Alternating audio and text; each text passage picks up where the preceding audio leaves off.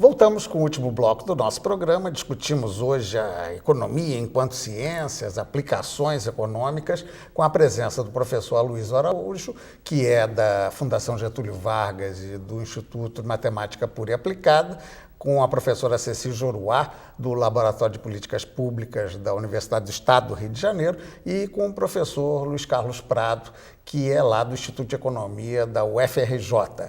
Eu já agradeço a presença de vocês aqui no programa e quero deixar um lembrete para você. Nós vamos aqui explorá-los devidamente, nos fornecendo depois indicações de livros ou sites onde vocês possam saber mais sobre o assunto, num nível acessível a vocês, é claro.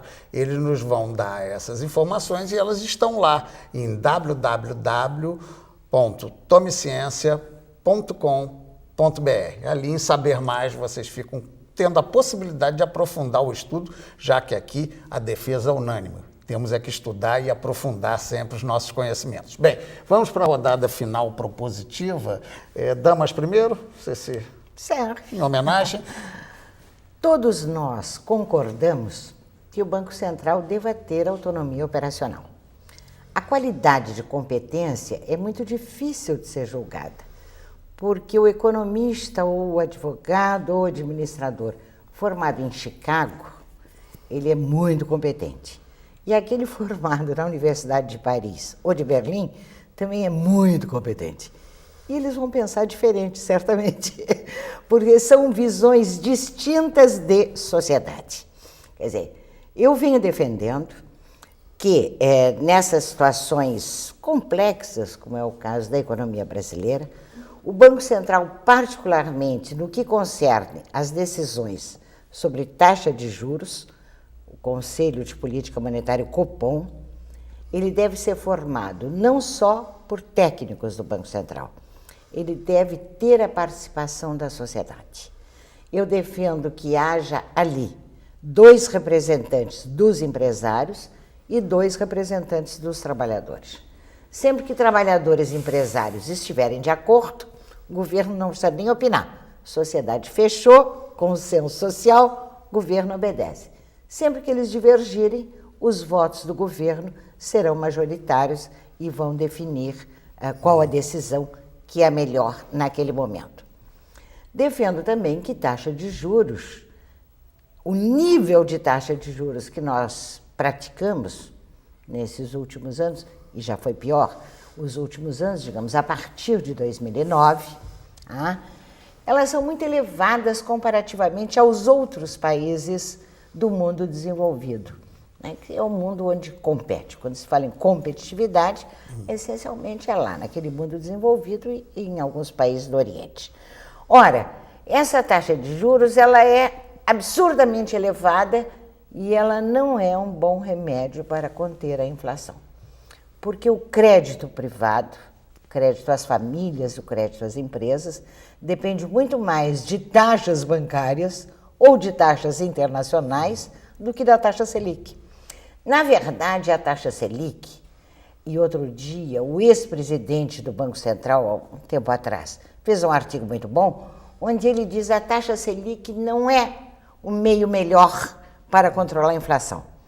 Na verdade, a taxa Selic é decidida nos mercados secundários dos títulos da dívida pública, onde os bancos e as unidades econômicas que têm capacidade operacional de juntar uma grande massa de dinheiro, onde elas decidem se querem ou não comprar os títulos do governo, renovar os títulos de dívida pública e a que preço elas aceitam fazer aquilo.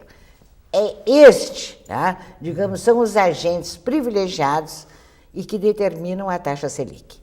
Quer dizer, só para fechar, para a gente poder dividir. Então, eu acho que nós teríamos que ter uma taxa, esta taxa Selic, ela deveria ser de no máximo 1 ou 2% acima dos patamares internacionais. Ela não pode ficar ao sabor de circunstâncias aleatórias. Bem, vamos então às outras opiniões dos nossos convidados. Quem quer começar aí? Alguma preferência? Eu acho que eu não tenho muita coisa a falar sobre taxa de juros. Eu acho que é uma coisa um pouco específica para a natureza. Ou mesmo sobre a economia, mais ampla. Porque eu acho, em última instância, achei interessante o programa, porque ele abriu espaço para se debater a complexidade, por um lado, dos temas envolvidos tratados pela economia, por outro lado, que sob muitos aspectos, envolve técnica e bom senso. Quer dizer, dá para a gente trabalhar com esse conjunto de situações. Agora, em última instância, você vai ter diferente abordagem, faz parte da regra do jogo. Em sociedades democráticas, o que vai definir qual é a política econômica que vai vigorar no longo prazo é aquilo que a sociedade escolher. Claro. E ela faz através do sistema eleitoral, faz parte da regra do jogo. Então, nós, economistas, temos que nos sujeitar a restrições de natureza econômica e as restrições de natureza política. Não há nada ruim de você ter restrições políticas, faz parte da regra de uma sociedade democrática. A questão de carga tributária, por exemplo, que é uma das discussões que nós estamos tendo, eu entendo que a carga tributária poderia ser melhor distribuída, aliás, deveria ser melhor distribuída. Ela é muito regressiva no Brasil. Agora, eu não estou convencido que a sociedade brasileira quer uma carga tributária mais baixa. Porque o que significa querer uma carga tributária mais baixa? Significa querer abrir mão de determinados serviços. E hoje a sociedade brasileira não quer.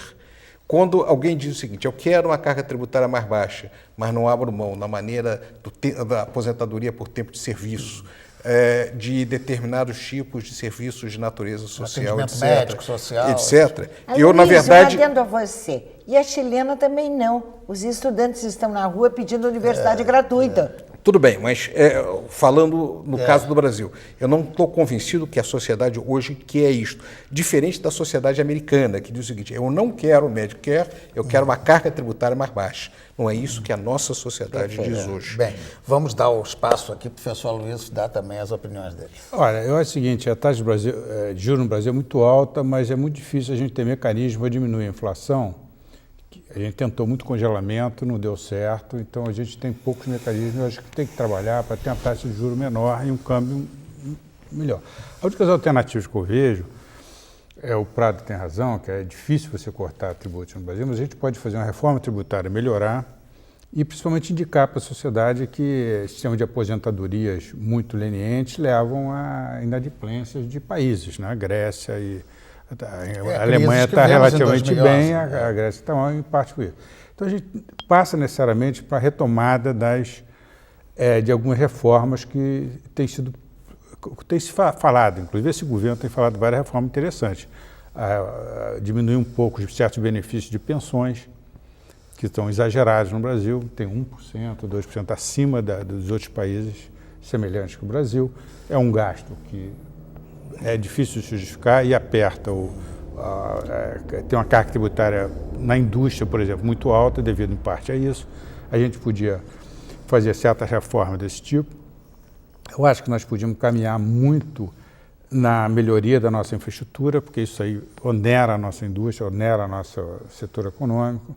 Eu acho que a gente pode abrir aí, concessões. Para simplificar, seriam estradas, vias. A gente podia abrir as concessões, as ferrovias. Nós temos muito poucas ferrovias na nossa malha viária. Então, nós temos vários portos, aeroportos, não só para as Olimpíadas, mas em geral, assim, que tornar o Brasil mais eficiente. Mas isso comparado mesmo com a Índia, qualquer outro país, tem uma malha viária muito precária. Isso aí aumenta muitos custos. Então, a gente não pode deixar de encarar dessa forma. Isso é forma de ganhar padrões de eficiência maiores. E, por último, eu gostaria muito de falar uma coisa que a gente tome ciência, né, eu me identifico muito, eu acredito muito em ciência, muita educação. Eu acho que se a gente ganhar novos patamares de educação, né, a gente vai ter uma tecnologia melhor, ser mais competitivo industrialmente. A gente tem alguns exemplos da Embraer. Por quê? Porque se investiu uma escola de engenharia em São José dos Campos, né? Primeiro aqui no Rio, depois em São José dos Campos. Se a gente fizer outras iniciativas desse tipo, melhorar o nosso sistema de ciência e tecnologia, nós vamos ter outros exemplos favoráveis como esse. Isso é extremamente importante, porque pode ser que o ciclo de commodities não seja tão favorável no futuro. Agora está até bom, é difícil ser conta para uma coisa que está dando preço alto, mas tem consequência negativa. Taxa de câmbio, se a gente desmontar toda outros setores até econômicos... mudou de nome para ciência, tecnologia e inovação, aí tentativa de melhorar. Eu acho que são caminhos que a gente tem que... A educação infantil, eu acredito muito, porque se não tiver educação infantil, os estudantes não conseguem nem atingir patamares mais avançados, então se tem uma mão de obra muito desqualificada, é difícil competir com a China, que tem a mão de obra muito boa no setor têxtil. Esse é um dos componentes da competitividade desses países. Então, acho que a gente tem que ter uma visão assim muito ampla, porque é muito bom o momento que nós estamos de valorização cambial devido ao alto preço de commodities, mas as coisas podem mudar e a gente não pode destruir as outras partes da economia. Temos que pensar para frente e eu acredito muito em educação e tecnologia e ciência principalmente, tanto em economia como em geral em outras áreas. Bem, e fica então essa mensagem do professor Aloysio, que é um estímulo à busca do conhecimento, também da sua parte, como nós citamos aqui, lá dentro do site, pode ser visto, né, no www.tomeciencia.com.br, um pouco de indicações sobre o tema. Procure estudar, procure evoluir e assim a gente vai poder melhor avaliar a situação econômica do país, que, como disseram aqui os nossos convidados muito bem, depende também do voto de cada um de vocês. Até a próxima, então. Um grande abraço.